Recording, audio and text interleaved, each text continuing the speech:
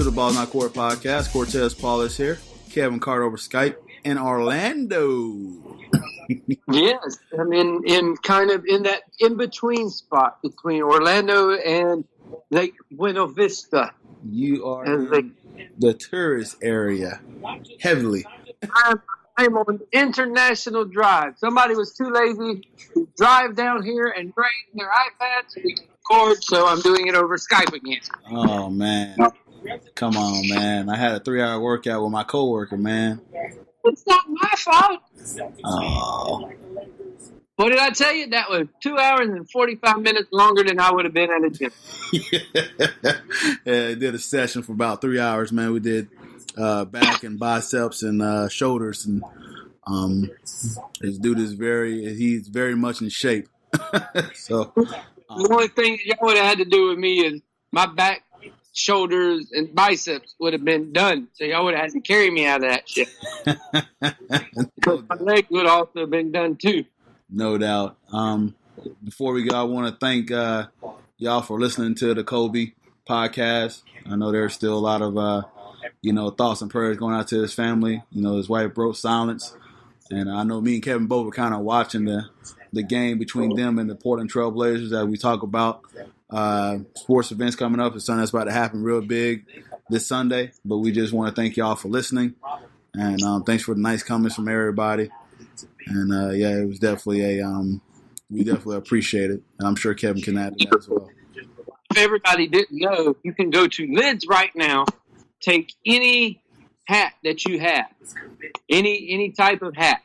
And I suggest it for people that were fans of the NBA. If you got a favorite team hat or one that you're not really wearing a lot or anything like that, just the NBA hat, take it down the Lids and get a Kobe tribute put on it. I went and got one of my Heat hats done, and they'll do them in your team colors too. And I took a picture and sent it to Cortez, and I told him, hey, all the Lids are doing it for free, so if y'all can go and take advantage of it, it's a nice little tribute to Kobe to put on everything and to have stuff like that. So if y'all want to do that too. Definitely. Yeah, I saw Kevin Hanna. It was very cool to see, and it's another way to pay homage to to Kobe Bryant and his amazing career and his. And the cool part was it was my number when I played basketball. Oh, nice. I wore 24 when I played, but it wasn't for Kobe because if y'all don't notice, we the same age. So I'm actually older, but. Yeah, I wore 24 too, so it's kind of cool, and I just put it on the hat with the basketball and stuff like that. They got it with Angels wings and state of California and stuff, but I put it on a Heat hat, so it matched if I just put a basketball on it. Sweet, man. All right, so now we talk about the big game that is coming up this Sunday, 6:30 p.m. on Fox. It is your NFC representative, your San Francisco 49ers versus your AFC representative in the Kansas City Chiefs. So I'm kind of going to some quick statistics before we go into this meeting here. The 49ers overall is ranked 4th in offense, 2nd in defense. Their passing offense is 13, and their rushing offense is 2nd for the 49ers. For the Chiefs, they're 6th in offense, they're 17 in defense, they're 5th in passing offense, and 23rd in rushing offense. They had some meeting this year in preseason that really don't count, so it really don't matter. But that's the last time I can think that they met before looking deep back in the archives and figuring out when they really did have a meaningful game. But yeah, they played 27-17 in preseason, and that really don't matter. Anyway. Yeah, that don't count. Anyways, if you can tell somebody that from now that was going to be the Super Bowl matchup all the way back in August 24, 2019, which is why I kind of made this, I could have seen the Chiefs possibly getting there, but the 49ers, I definitely wanted to pick them to get there. I know my picks were New England and the New Orleans Saints. And mine was Baltimore and New Orleans. Mm-hmm. And so I know that, this is the fun thing about football. You can do these picks at the beginning of the year and do like a mid-season kind of briefing and see where you're at.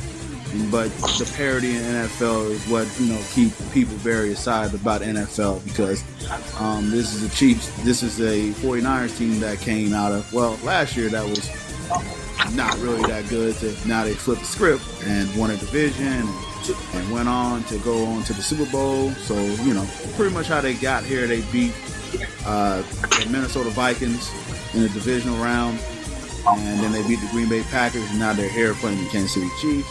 They got that bye because they dominate they squeaked by in Seattle in that final week to get that home field advantage. So Kansas City Chiefs got here. They beat the Houston Texans on that 28-0 run like basketball that they had in the game. Then they had they can kind of control the pace against the Tennessee Titans, and then now they play the 49ers for the Super Bowl. So,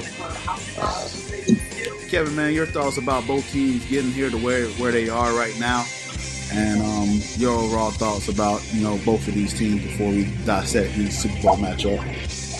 Well, talk about going at it at completely different ways. You had the 49ers, who second in the league in rushing throughout the year, and just using Garoppolo as a game manager, basically. Mm-hmm. But he's been a really good game manager, because when they needed to throw the ball, he's been really accurate with it. And then on the flip side, you go over to Kansas City, all they do is throw the ball. So it's a complete opposite of what the 49ers do on offense. And on defense, it's like a complete opposite. The 49ers have this really good defense that's good at all aspects of the game. And then you go over to Kansas City. Kansas City's defense, not so much, but they have picked up later on in the year, and they picked up 2 weeks ago in the championship game as well. So it's just a contrast in styles, and I'm looking forward to this game. Hopefully, it's been better than some of the other ones we got to watch, like last year's Snorters. Oh God, yeah. But yeah, as Kevin mentioned about Garoppolo, he came in and completed 7% of his passes and threw 27 touchdowns, and this is the guy that came off a major injury last year, and he did his job and did it pretty well. It's kind of like you look at a Shanahan built team, just like his father, solid running game, good defense, and so and a really good quarterback to fall back on. I know Kevin say Garoppolo's he's a greater than a game manager, but he's just able to manage a game. But he's there in case if you need him to make some mid passes and stuff like that. So, but just sit here and watch the evolution of them, and it's been fun to see. So it's going to be an interesting matchup here. Now, Kevin, I want to ask you, since we talk about the quarterbacks here, describe the QB styles, and if you could, man, give me like a comparison. Like, I want to do this kind of like crazy, right? So, if there's like some type of like music style or music artist that you can describe these quarterbacks to, as far as their styles and whatnot, what you got? Let's see. Garoppolo, I would compare to like almost like a smooth jazz, like really low key. Like that really low key stuff, or some smooth R&B, mm-hmm. Because he most of the time it's just low key and stuff. But when you need it to set the mood for something, like where they need him to pass the ball and kind of set the tones at one spot, you kind of use that R&B music to set the tones. You know what I'm saying? I get it. You know what I'm saying? I get it. But that's kind of what it's like, is he sets the tone. Patrick Mahomes is all out thrash metal music. My thoughts exactly. Because everything's balls to the wall. Let's go. Let's ride. We ain't going to slow down for nothing. It's like going to a rock concert where it starts off heavy and it ends heavy. So that would be my comparison. Jimmy G brings out that smoothness thing, but when you need to set the tone, you can count on him to kind of bring it in there. Okay, I want to give you credit for that. That was nice. Cause you know what? When you started describing like Jimmy Garoppolo as like the smooth R&B, remember that he made Aaron Andrews blush in that interview. It's like boys and men, man. I mean, he had Aaron Andrews weak in the knees, man. Exactly. It's like that. Did you see the sit-down thing he did with her the last game, too?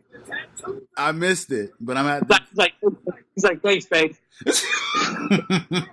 And I'm sure she just blushed. Jimmy G is just a smooth cat. But he's the new age. He's the new age Tom Brady for the women to look at for the quarterback position. Yeah, you're right, man. I sit there and I look at Jimmy Garoppolo and I just think about the smoothness and it just he's such a control, and whenever they need a big play, he can throw it to Kittle and just rely on him for that big play, or he can just change the audible and make a running play and use it around his offense. Yeah, like you say, he just set the mood. But Patrick Mahomes, chaotic. He's watching the offense. He just throw, and it's deep throw, and he keeps coming, and he's gonna keep coming at you.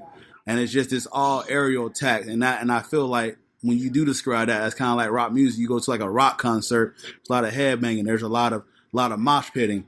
It's just messy. The energy is seriously high at all times, and Patrick Mahomes is just like that, like a rock concert. So, but you can also compare Patrick to a composer at an orchestra doing classical music, because he's orchestrating that crazy Andy Reid offense to perfection. So it's like if Mozart wrote whatever, or somebody wrote something to be played. Yeah, Mozart.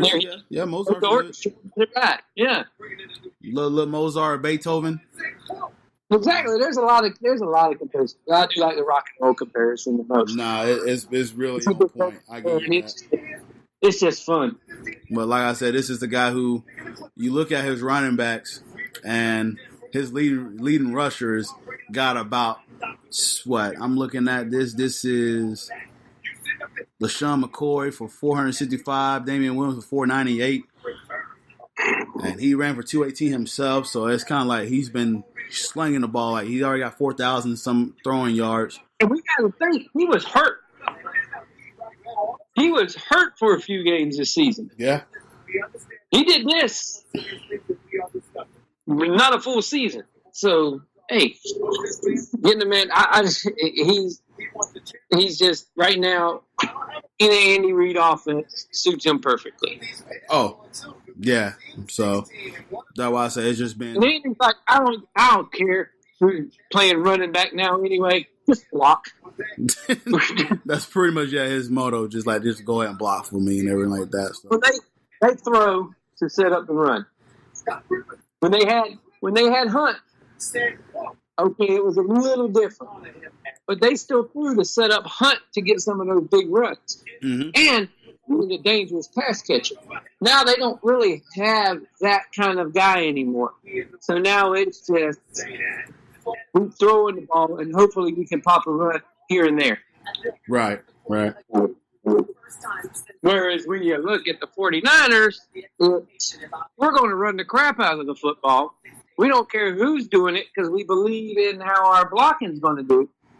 And then we'll probably hit you with a play action pass here or there. Gotcha. It's just two completely different things. Oh, man. I need to turn this off. Vince Carter got me crying. Uh-oh. Yeah, Vince Carter coming out there crying. Tim Duncan out there crying. Yeah, can't be watching this. Yeah, I'm talking. Gotcha. All right.